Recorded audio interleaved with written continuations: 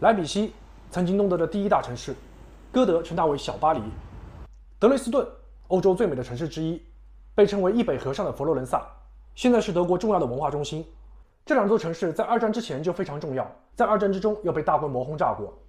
东德以及两德统一之后又被重新建设。现在这两座城市作为德国东部城市的代表，人口都在60万左右。那么莱比锡和德累斯顿究竟怎么样？今天咱们就去瞧一瞧。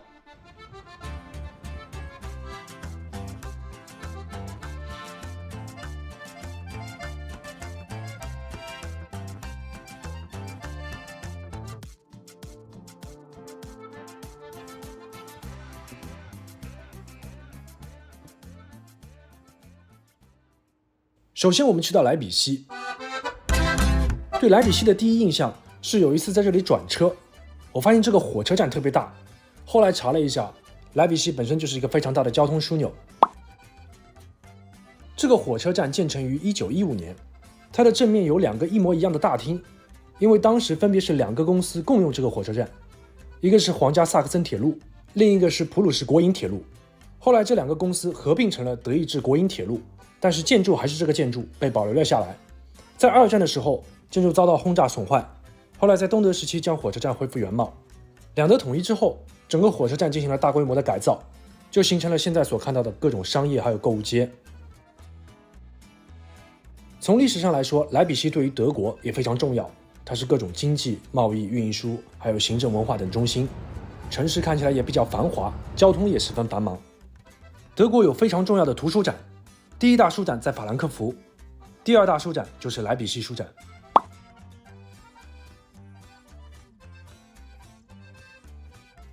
莱比锡还有一个非常重要的人物，就是音乐家巴赫。巴赫在1723年带着全家搬到了莱比锡，在教堂担任音乐总监，现在这里就立着他的雕像。因为地理位置优越，再加上本身就是一个非常重要的城市，所以莱比锡在历史上也经历过多次的战争，最著名的就是第6次反法同盟中的莱比锡战役，发生在1813年。因为涉及的国家民族众多，当时的普鲁士、奥地利、俄罗斯还有其他各个国家的联军大战拿破仑的军队，所以这个战役也被叫做民族会战，最终击败了拿破仑。在莱比锡就有纪念这场战斗的纪念碑，于这场战斗的100年之际1913年建成。莱比锡还有一个比较重要的建筑是德国联邦行政法院，主要审理全国与行政相关的事件，是德国5个终审法院之一。这里原先是成立于1879年的德意志帝国最高法院，这栋楼在1895年建成，整个法院就搬到了这里。二战之后，原先的法院系统被解散，在东德时期，这里被改成博物馆。2002年，联邦行政法院从柏林迁到莱比锡，搬到了这栋建筑里面。莱比锡是东德时期的最大城市，而这里的城市档案馆也非常有那个时期的特色。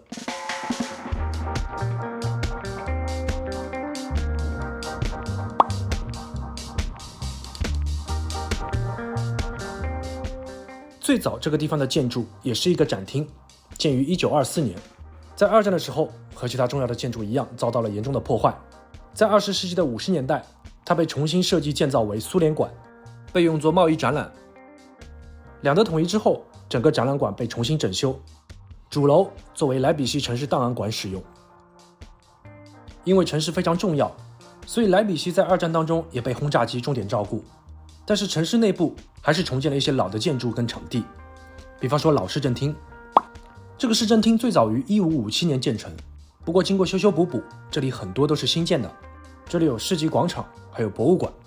整个市政厅从1905年迁到了莱比锡的新市政厅。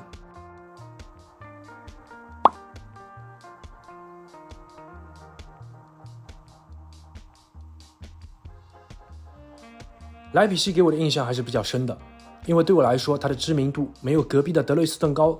一开始觉得可能会比较普通吧，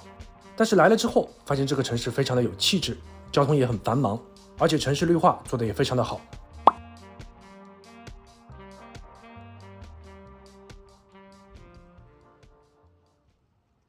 既然到了莱比锡，大概率会去隔壁的德累斯顿。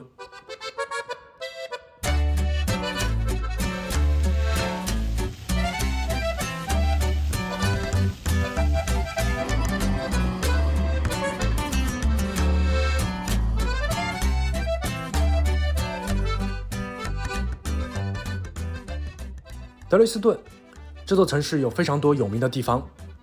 比方说它漂亮的老城，二战时的德累斯顿大轰炸之后的透明工厂，当然最新知名的事件就是它那个断桥。这个桥是在9月份断的，视频是在10月份拍的，不知道现在这座桥怎么样了。德累斯顿非常的漂亮，但是你现在所看到的大部分都是重建的，因为这座城市在二战当中经历了非常有争议的德累斯顿大轰炸。为什么会有争议？因为在城市中没有重点的军事设施，而在城市外的工业区也没有受到轰炸。在二战结束前夕，盟军对德国多个城市进行了大规模空袭，而在东部地区，莱比锡肯定要炸，柏林是更不用说。而选择德累斯顿，因为大小也算是一个运输中心，但是对这样一个并没有非常重要战略价值的文化城市进行大规模的无差别轰炸，这是德累斯顿大轰炸最大的争议点。在二战之前，德累斯顿是德国的相机以及钟表的制造中心，是一个非常发达的工商业城市，同时也是一个文化中心。而轰炸之后，整个城市的文化建筑遭到了大规模损坏。到后来的东德时期以及两德统一之后，城市中大量的老建筑进行了修复和重建，整个城市的巴洛克风格得以重新展现。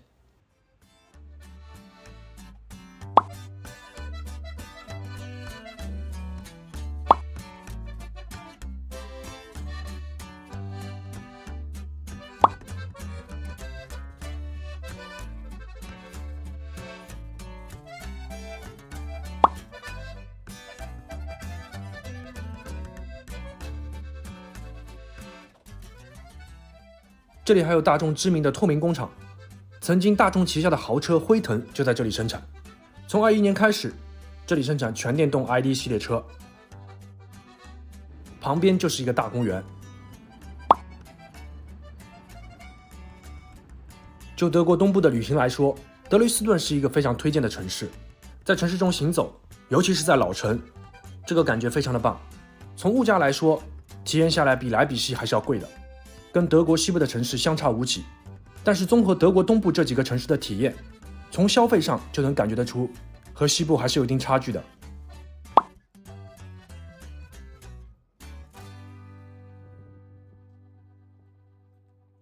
总的来说，莱比锡和德累斯顿作为德国东部城市的代表，交通便利，物价也比较适中，有机会还是非常值得一去的。尤其是德累斯顿，非常有自己的特色。